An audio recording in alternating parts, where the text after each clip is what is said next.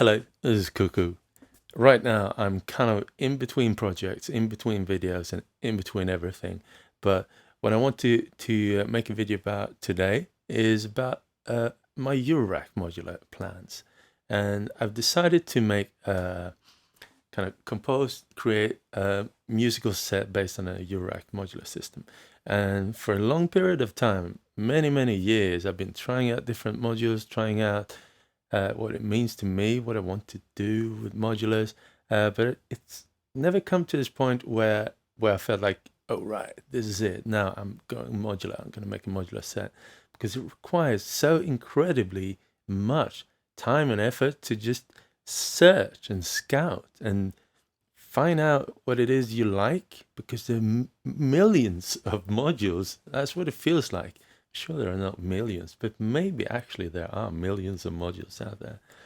But so where do I stand in all of this? What do I want to do with modulars? I've seen like brilliant masterminds like Basic perform seemingly with a very sparse system and make magical things happen. And it's irregular, and it's kind of moving organically, and it's all of that stuff that I love with modular. It could be minimalistic, it could be really abstract and crazy. But do I want to do that with modulars? And I've come to terms with it's taking a good amount of time to come to this place where I can say, maybe that's not exactly what I want to do with modulars right now. What I enjoy typically is to make like super detailed compositions and super groovy um, songs, tunes, and stuff. And modular is typically not the place where you do that, like very detailed compositions. But you can if you want to. And with modular, it keeps asking you this question, like, what do you want to do with me? I'm the modular world. What do you want from me? And for a long time, I thought that the only way to go is to go with this obvious modular world where you embrace that irregularity and the uh, organic nature of modulars. But maybe I'm just not where I need to be yet in order to embrace that fully.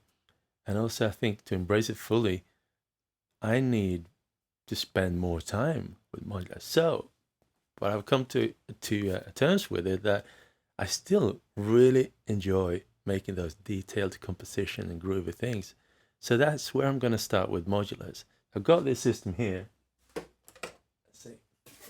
So this is my modular system currently, and I think you hear every person doing modular that they add the word currently into that sentence that I just did automatically.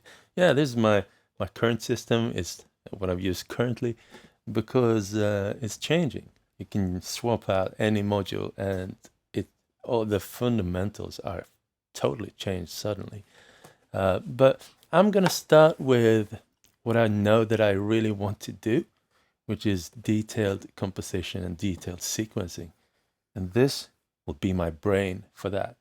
The NerdSec from uh, XOR Electronics, is it called that? I'm not sure. XOR. Yeah. And I've added these expanders to that. So these are CV expanders and gate expanders to this. So I've got an enormous amount of outputs and control signals that can go out from this brain.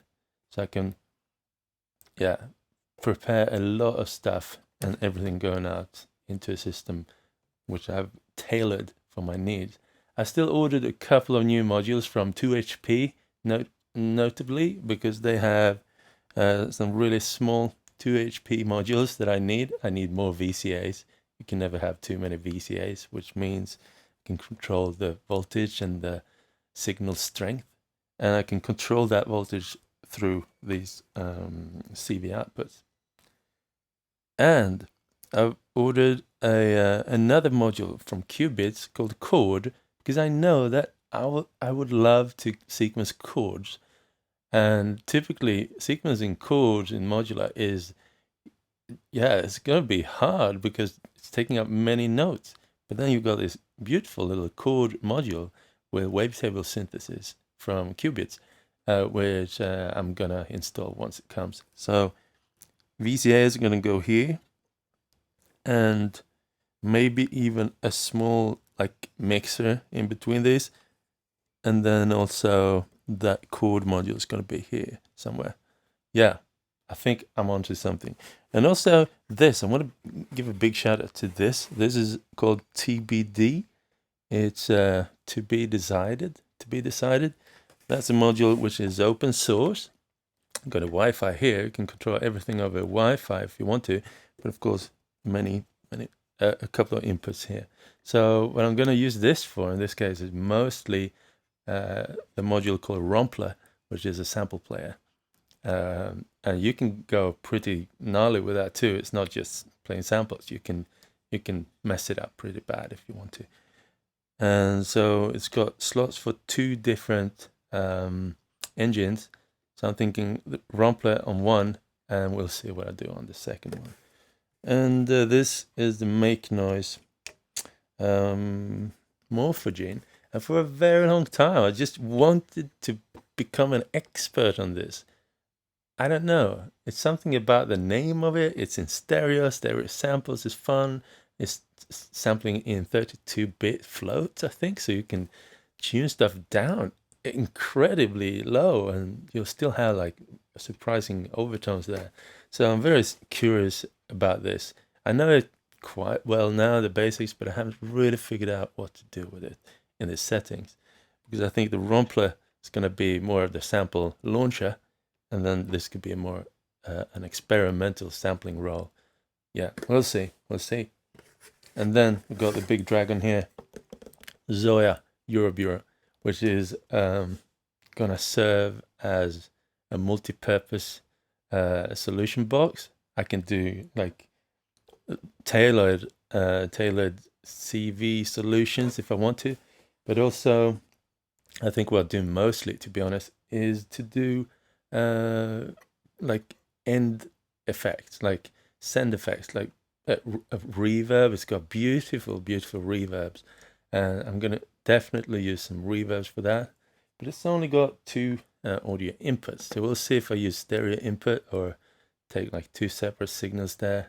And yeah, but reverb definitely, and then we'll see if I create some creative patches as well. This is really good because if you're maxing everything out and you suddenly come to this place where, dang it, I need this one thing, well, you can build it here for sure. Yeah, what more to say about this? We've got like the final mixer here, and then the output here. Let's say more. These are 2 spectrum oscillators. I just like this. These are like the first modules I ever got, I think, and they sound very clear and beautiful.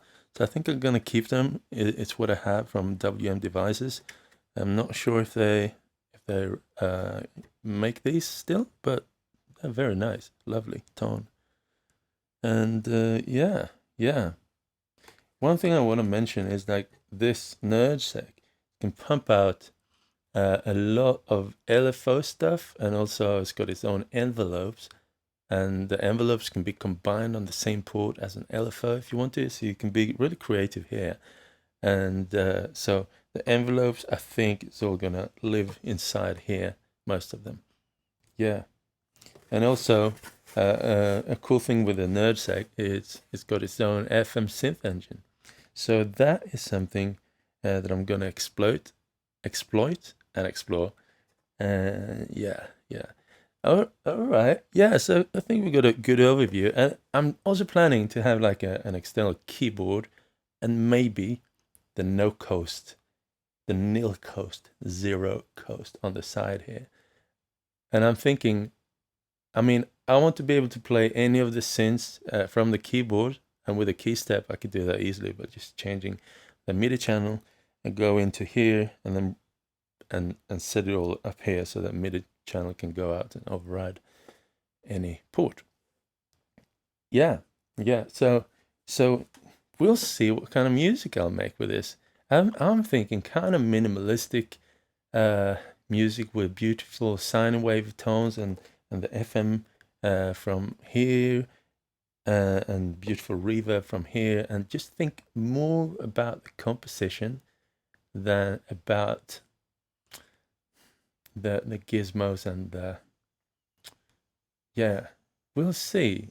I bet I'm gonna hit like interesting points where I'm starting to embrace that modularity of things and go more and more experimental. But what I'm aiming for is to make one set. I'm not sure how long, maybe 30 minutes or so, and with a couple of songs or stages, and then not repatches on the fly, maybe just a little bit, but have like a system which is patched, and then I know where I can go from there. Yeah, let's let's just hook it up and see what we can do. Just go through like the basic building blocks and see what we have so far. And see where this journey of my modular set will begin. I have made a modular set once before. It was several years ago. I went to Japan and performed on Octatrack and modular, and I wasn't feeling it like completely then. So I was using it just for a couple of things. It worked out, but it felt really shaky to me. Like, whoa, what am I doing? I'm doing stuff I don't know how to do. But this time I'm going to take my time and really tailor the whole experience and the whole system for my specific idea in this time. It's not going to be a system that could do it all. It's going to be a system for this one set that I'm going to yeah, create from scratch. So, yeah, with that being said, let's head over to my little desk here and just go through the modules and see what they sound like and how I would start up to connect them all. Yeah, let's do that. All right, so let's go through the different modules, shall we, and see what it is. So NerdSec, this is the main station. This is a tracker sequencer, and I've tried it. I don't know it like 100%, but I know it perhaps like 50% or so. It's a powerful sequencer with a lot of possibilities to sequence a lot of stuff per trig and being really intricate about it. And I've expanded it to this little module as well, which is a Midi input device, Midi input module that connects directly to this. And I expanded to these two as well. NerdSec, more CV16, more triggers 16. So these two are that basically like 16 extra outputs for the NerdSec. So the NerdSec is currently totaling of this length. I don't know how many HP wide, but it's fairly wide, as you can see. So this is going to be my main output. And what's really cool with the NerdSec is that you can output envelopes as well. And it does have sample playback here too, but I'm not going to use it for samples. I'm going to use it for FM synthesis, I think. I just have to get more accustomed to the FM engine on the NerdSec. There's some really cool stuff you can do with the onboard FM engine. I think it's with 4 operators. And yeah, it sounds very good. It's a legit FM synthesizer. So the first thing you want to do with NerdSec is to set up the different tracks. And I'm going to do probably a mix of stuff. I'm going to do FM stuff, probably not so much samples. And I'm going to do a lot of envelopes and probably LFOs as well. So let's see if we can set up track 7 there, for instance, or 8. You need to go into the project menu, track assign, and set up the different tracks. For instance, if we say that track 6 there should be something else, trigger, more CV, yeah, more CV16 on track number 6. And let's say set, got that. So now track number 6 there. Let's create a little pattern and head into the pattern there. We can see that this is now set up to be a CV16 output. So this could be note values, or go one more step to send out envelopes, because this has got, what is it, 8 envelopes, which is really cool. And the envelopes, yeah, these are envelope 1, 2, 3, 4, and you can set up each envelope to have its own let's say release there, sustain, level. So I can already in here set the level of the output, which is really nice actually. And then I've got these envelopes stored right here, and I can trigger them and send them out to any parameter I want at any time. It's really cool. So there we go. We've got LFOs as well. 1, 2, 3, 4, 5, 6, 8.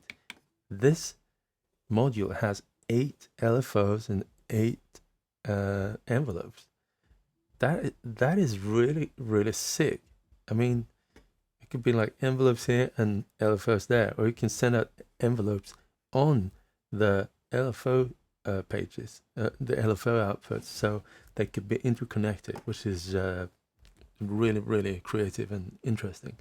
Yeah, I'm not going to go into detail right now. Let's head over to the next one. This, let's see, this is where my final system is going to differ a bit. Right now I've got a quad attenuator here to quickly be able to attenuate the signal strength of an outcoming signal, but I need more VCAs. So let's see here. This is the system that I'm planning. You can see it, right? I'm planning this system, and right here we got 2 HP VCAs, and this each VCA has, each module has got 2 VCAs. So this is in fact like a good way to have an audio coming in here and then have an envelope from the NerdSec determine the envelope of that audio and then send it out to another destination. So more of these, actually maybe even one more, we'll see. This is what I have from before. These are beautiful. Let's hook them up, see what it sounds like. Let's take a sine wave. Just gonna have a very clear output here. Let's see. Soft, beautiful, soft and beautiful triangle.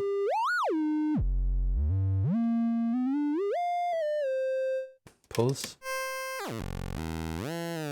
So you can go like lo-fi kind of vibe.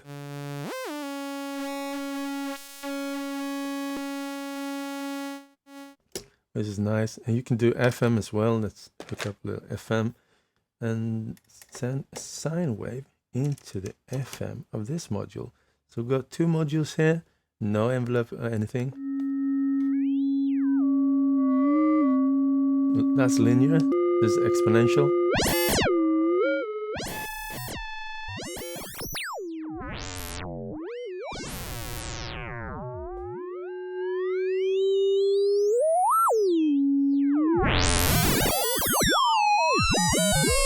Yeah, these are good, very simple and easy to use, and they sound good in my opinion. And also, as you might have noticed by now, I have a color code going on, and as you saw in the intro there, I had like something like this going on and something like this going on. I was just putting them here to measure the length, like how long cables do I need. This is also part of the preparation. So you need, like in the extreme cases, this is very unusual to pat from here to here, but in some places you might need that. And depending on how you planned it out, you shouldn't have this awkward cross patching, but sometimes that's what you want to do, and then you need to have a cable for that. So this is my 40, is it 40? Let's see, 45 maybe. Yeah, 45 centimeters long cables. These are from Polar Noise, by the way. I think they've got excellent cables, and I took the cables with this rubber style cables because I just prefer those. I know they're more tangle-free cables with braided, but for some reason I just like these. So, and this is 30 centimeters, blue one 30, gray one 45, pink one 15 centimeters. So this way, yeah, and these, I don't like the color of these. I'm rarely going to use them because of the color. There's a 5 centimeters. So basically, the color code is going to give me a very easy way of working and peace of mind. Peace of mind. So I know what I'm reaching for, and I know what I need. So when I see this long cable, gray, medium, blue, short patch, pink, and very simple to just go in there and have a peace of mind. So that's the Spectrum oscillators. I'm going to use them one by one and cross modulate them for sure. So I'm both going to use them as like very clear, simple oscillators, but also going to make use of that FM synthesis for sure, because I think it's really cool. But the FM synth here, I'm going to use that in a bit more controlled manner, where here I can go hands-on and do some whack it up a bit, experiment. Yeah, so that's basically the first row, except for the end here. And this is the stereo mix. So we've got 1, 2, 3, 4 stereo inputs. And that is going to send the output of the stereo mix to the actual output module here. It also has like a headphones output, which is very convenient. Yeah. So it's got auxiliary in. So it's basically got a 5th stereo channel as well. Not sure I'm going to use it. We'll see. The second row is also going to be a little bit different. What you see there, maybe going to be a leftover VCA envelope, which are currently placed here. But the big star, the biggest change is going to be this Chord from Qubit. I want this because it's going to solve a lot of stuff that I want to do in my modular case. And that is sequencing little snappy, fun tunes, I think. And this is going to make a 4, is it 4? Like 1, 2, 3, 4. A 4-channel polyphonic chord. And I can change between major, minor, dominant, dominium, I can't, or dim, dom or dim, sus, and org. And this I'm not quite sure, actually. Maybe it's more experimental. So there's different states, different chord types that I could choose from. And then it's getting the root note here and then sending out a whole chord. It's got some linear FM, which is going to be cool, but maybe it's going to be a bit weird to FM a whole chord with one signal. So I'm expecting that to be a bit more wacky, maybe. And yeah, I'm excited about this, but this is going to solve a lot of stuff. And also, if I want to, I can go with separate outputs. This is a wavetable synthesizer chord machine, so I can put in my own wavetables there, which I'm going to do for sure. And expect me putting some Mega Drive sounding chord sounds there. Yes, so that's going to sit here somewhere. And then we've got this, TBD, to be decided. And that's a clever name because it is a module that is totally open source. So if you're a developer, you can develop your own algorithms and stuff for it and put it here. And it's got 2 separate channels. You can trigger them here just for testing purposes. The way to set it up is actually quite cool. You switch on your Wi-Fi. This is an antenna here, and then you go to a web browser, and then you type in the address to this while you're connected to the Wi-Fi. Yeah, this is the one. So right now, this is the TBD. So right now we've got a hi-hat on channel 1 and a TBD 03 on channel 2. So let's see what those do. Loudness. attack, decay. And now this one, this small TBD has got a limited number of inputs. It's got input 0, input 1, which is CV, and then it's got trigger input 0, and trigger input 1, which is expecting trigs. So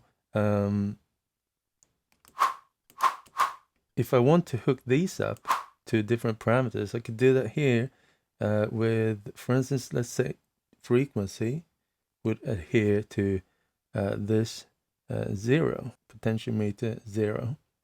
Let's say let's load. This is a wacky one. It's a really wacky one. Edit channel. Let's see.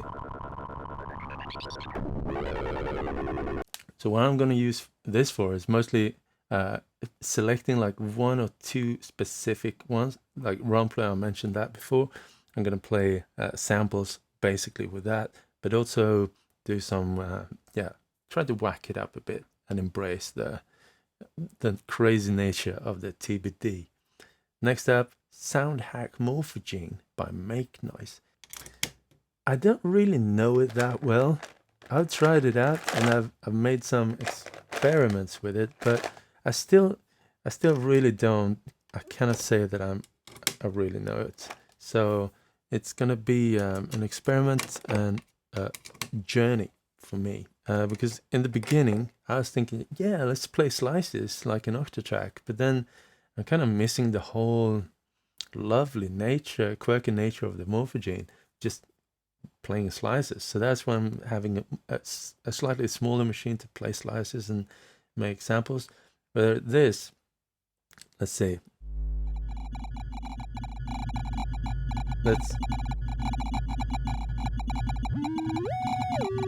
so now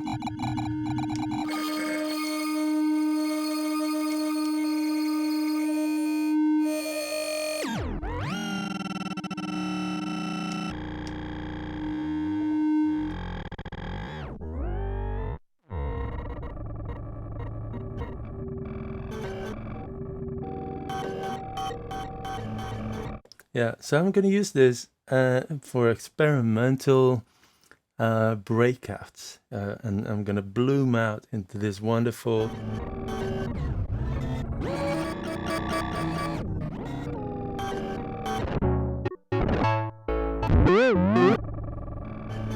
and try to learn how to use it creatively in a way that is not just making experimental noises, but that makes musical sense. So I'm really eager to learn much more about the Morphogene. And what's next? Well, maybe I should keep this. Is of course the beautiful Zoya Eurobureau here. So let's instead send these into the Zoya. Good. Start out a whole new patch. It's totally clean. Send the outputs there. You see where I did that? Reaching without even looking to the pink cables, because I know that they are short and they should be, according to my eye measurement, long enough to fit there. So it's working. My organization is working, I hope. Okay, so now we've got whatever's coming out from here. It's coming straight into these inputs on the Zoya Eurobureau. We can see the waveform there. So let's put them into a beautiful reverb, for instance. Let's see, we got room reverb. Yes, let's do room reverb. Just send it in there, send it in there. So now we've got right and left input. I'm going to just send it straight out, left and right.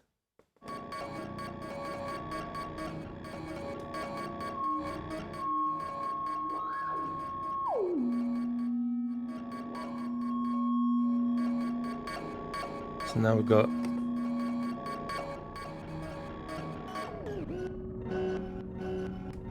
so that could be anything, but it could also be like, yeah, let's take an Ep.4 signal envelope coming from here, send it in here, see what we get. So we've got an envelope signal there, and that could be sent to something here in the reverb, for instance, which is gonna be a bit weird.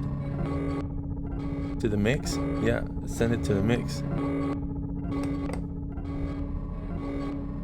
It's a little bit weird. Maybe that could be sent to the Verispeed or to the.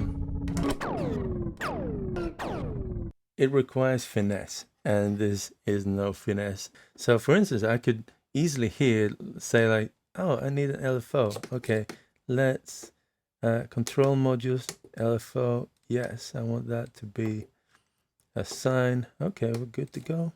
Done. So this is now an LFO, which I could send out to any of the output here. Boop. So now we've got an LFO here, and that could be sent to any place I need it in the system. So for instance, let's see.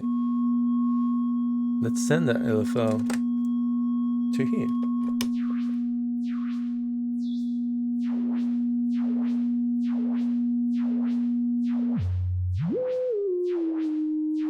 And that could now be sent out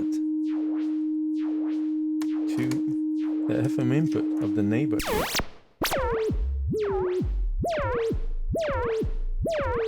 All coming from here in just a few places. Like, yes, I need an LFO. Boom, got an LFO. Let's go. And maybe shouldn't send out so much of it.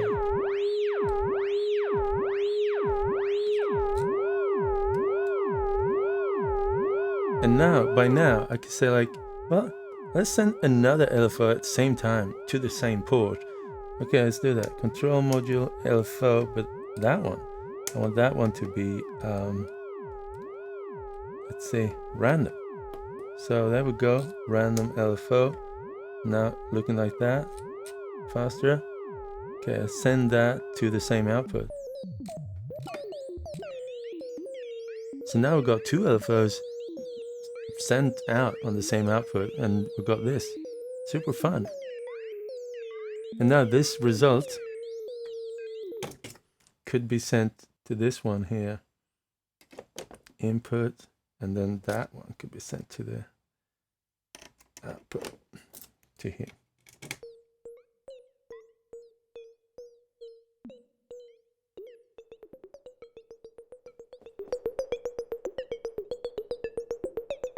Yeah, sounds great. Sounds great. Let's do a longer reverb.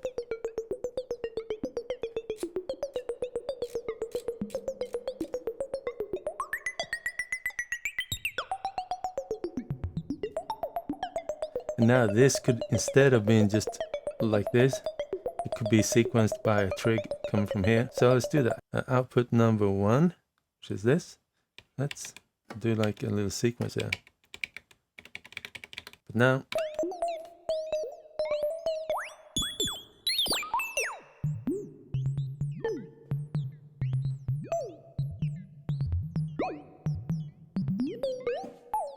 yeah. So that's it. That's it. And you've seen this chilling out here on the side. This is the no coast, which is a beautiful, beautiful synth. So what I could do there is like bridge out stuff into this. Say I take that trigger there that I just created. Not sure if this is long enough. Is it long enough? Maybe. Let's send this trig here to the, let's say, gate input, and take this dynamic, send it back into our mixer. Maybe we could take like these tones here from this and send into the linear.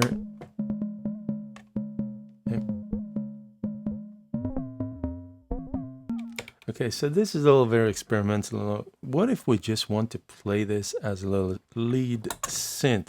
Well, that might be what I've had in mind actually. So let's think about that for a moment. I'm gonna unpatch these.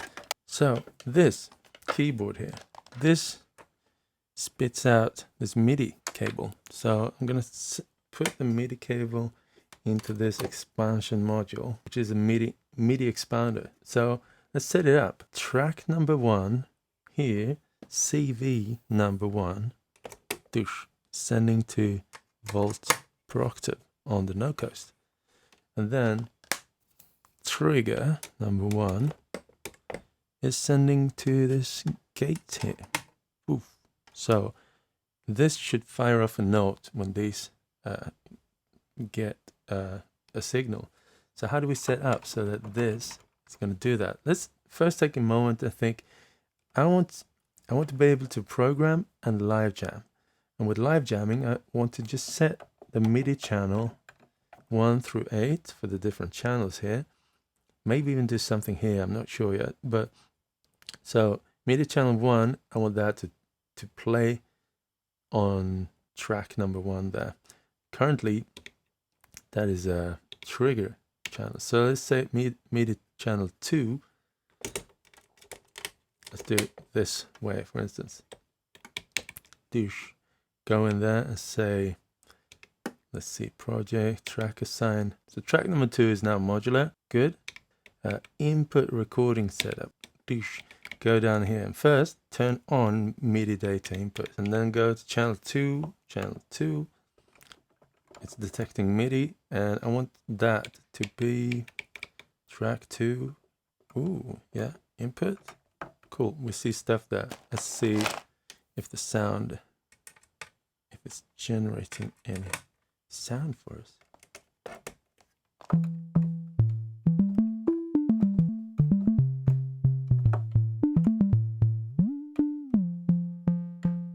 And now we can set up like a step channel input in the tracker. Let's set that to MIDI channel 10 and go to channel 2 there, track 2.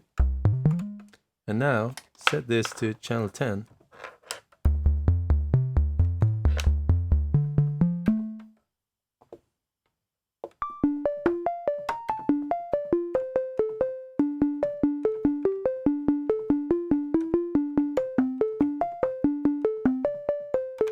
Okay, let's go. Play that.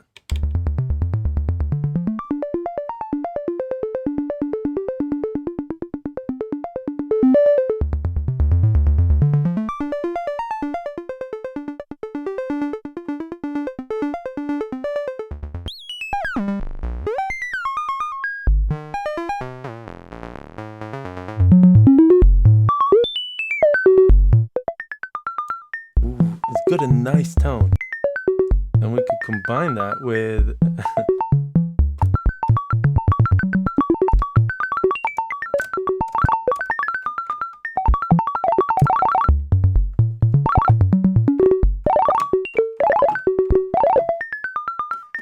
and suddenly we have a much more lively input, which is going to make all of this nerd set work much easier and much faster and more intuitive. So that is a lot of fun, I think. So once we set this up, the composing is going to be much more fun. Yeah, I believe in this.